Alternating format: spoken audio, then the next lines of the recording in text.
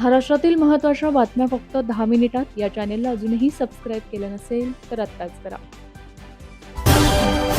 मुंबईतील मंत्रालयांतील विविध विभागांच्या कामकाजात सुसूत्रता यावी या दृष्टीने गेल्या मंत्रिमंडळ बैठकीत प्रशासकीय विभागांच्या पुनर्रचनेच्या प्रस्तावास मान्यता देण्यात आली होती. त्यानुसार 33 विभागांची पुनर्रचना करून 45 विभाग करण्यास मान्यता देण्यात आली होती. आता त्यांची संख्या 46 झाली आहे. या विभागांच्या पुनर्रचना आणि विभाजन समावेशनामुळे एकंदर कामकाजात सुसूत्रता येणार आहे, तसेच निर्णय प्रक्रिया गतीने राबवता येणे शक्य होणार आहे.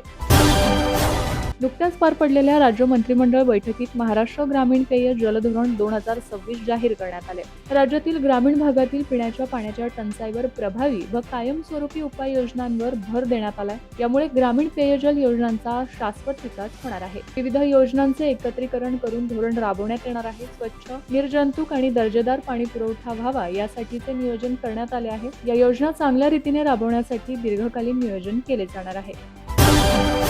भारत आणि अमेरिकेदरम्यान अनेक तणावपूर्ण प्रसंग घडल्यानंतर अखेर 16 महिन्यांनंतर पंतप्रधान नरेंद्र मोदी आणि अमेरिकेचे अध्यक्ष डोनाल्ड ट्रम्प यांची मंगळवारी G7 शिखर परिषदेत भेट झाली. यावेळी दोघांनी एकमेकांची विचारपूस केली आणि संवाद साधला. फ्रान्समधील एव्हियन ले बॅन्स या शहरात दोन्ही नेत्यांमध्ये सुमारे 1.5 वर्षांनंतर झालेली ही पहिली प्रत्यक्ष भेट होती. मोदी आणि ट्रम्प यांनी एकमेकांशी हस्तांदोलन केलं. त्यानंतर दोघांमध्ये चर्चा झाली. दोन्ही नेत्यांमध्ये आज शिखर परिषदेच्या पार्श्वभूमीवर द्विपक्षीय बैठक होणार आहे. या भेटीत दोन्ही नेत्यांमध्ये नेमकी काय चर्चा होणार आहे हे अद्याप स्पष्ट झालेले नाहीये. राज्यातील सर्वसामान्य शेतकरी आणि जमीनधारकांसाठी राज्य सरकारने एक अत्यंत दिलासादायक आणि मोठा निर्णय घेतला आहे. जमीन मोजणीच्या प्रक्रियेत होणारा उशीर आणि भ्रष्टाचाराला आळा घालण्यासाठी शासनाने मोजणीचे नवे दर आणि कडक नियम जारी केले आहेत. राज्याचे मुख्यमंत्री देवेंद्र फडणवीस यांच्या सूचनेवरून महसूल मंत्री चंद्रशेखर बावनकुळे यांनी हा महत्त्वपूर्ण निर्णय घेतला असून आता कुटुंबात झालेल्या जमिनीच्या वाटणीची मोजणी प्रति पोट हिस्सा अवघ्या 200 रुपयात केली जाणार आहे.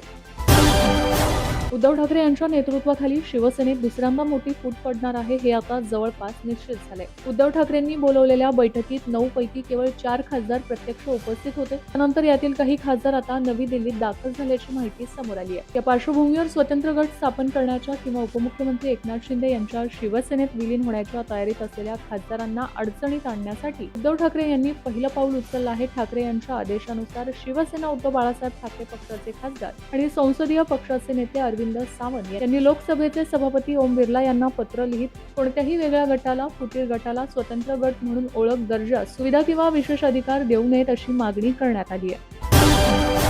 राज्यातील अनेक भागात पुढील काही दिवस उष्ण व दमट हवामानाचा प्रभाव कायम राहणार असून विदर्भ, उत्तर महाराष्ट्र आणि मराठवाड्यातील काही जिल्ह्यात उष्णतेची लाट येण्याची शक्यता भारतीय हवामानशास्त्र विभागाने वर्तवली आहे. दुसरीकडे कोकण, मध्य महाराष्ट्र आणि विदर्भातील काही भागात मेघगर्जनेसह विजांच्या कडकडाटात हलक्या पावसाची शक्यताही वर्तवली आहे.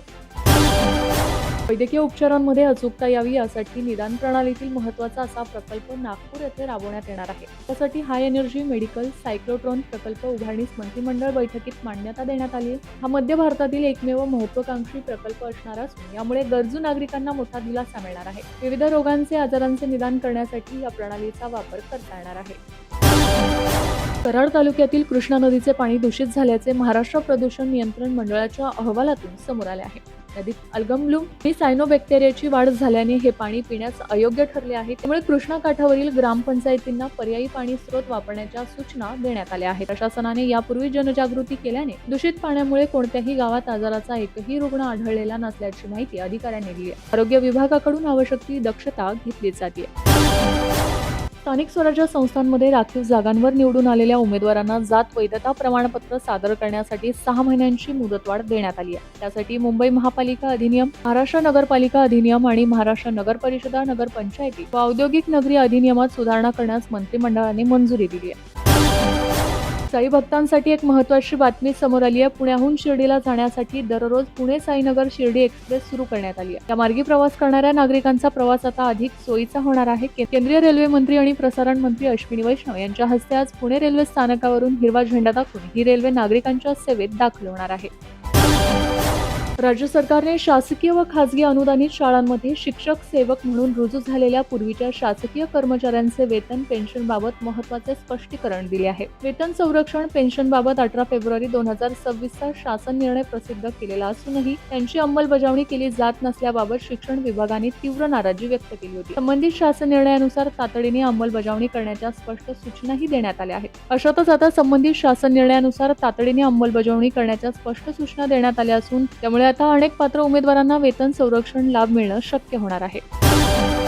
राज्यातील ग्रामीण भागातील महिलांच्या आर्थिक सक्षमीकरणासाठी आणि त्यांना स्वावलंबी बनवण्यासाठी राज्य सरकारने एक अत्यंत महत्त्वाकांक्षी पाऊल उचलले आहे. सरकारच्या निश्चित केलेल्या अटी व शर्तींची पूर्तता करणाऱ्या पात्र महिला बचत गटांना व्यवसाय व शेतीसाठी सरकारकडून तब्बल 1 हेक्टर म्हणजेच 2.5 एकर जमीन देण्याची घोषणा महसूल मंत्री चंद्रशेखर बावनकुळे यांनी केली आहे. सरकारच्या या धोरणामुळे ग्रामीण भागातील महिलांना हक्काची रोजगार निर्मिती उपलब्ध होणार असून महसूल विभागाच्या ताब्यातील हजारो हेक्टर पडीक जमिनींचा प्रश्नही निकाली निघणार आहे. या जमिनींवर उत्पादक उपक्रम सुरू करण्यासाठी सरकारकडून 1 लाख रुपयांचे आर्थिक अनुदानही दिले जाणार आहे.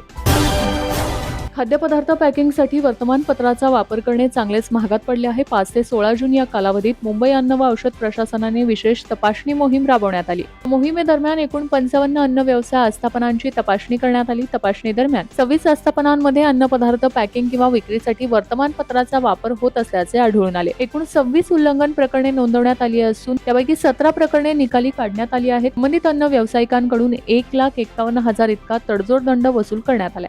उर्वरित प्रकरणांमध्ये पुढील कार्यवाही सुरू आहे.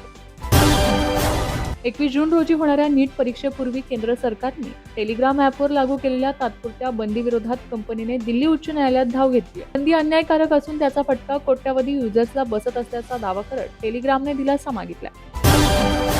संशोधन आणि विकास, नवक्रम, उत्पादन उपाययोजना तसेच देखभाल, दुरुस्ती, पुनर्बांधणी या क्षेत्रात स्वयंचलित प्रणाली राबवता यावी यासाठी महाराष्ट्र स्वयंचलित प्रणाली धोरण 2026 निश्चित करण्यास राज्य मंत्रिमंडळ बैठकीत मान्यता देण्यात आली. या धोरणामुळे ड्रोन, रोबोट, स्वयंचलित वाहनं यांच्या निर्मिती क्षेत्राला चालना मिळणार आहे.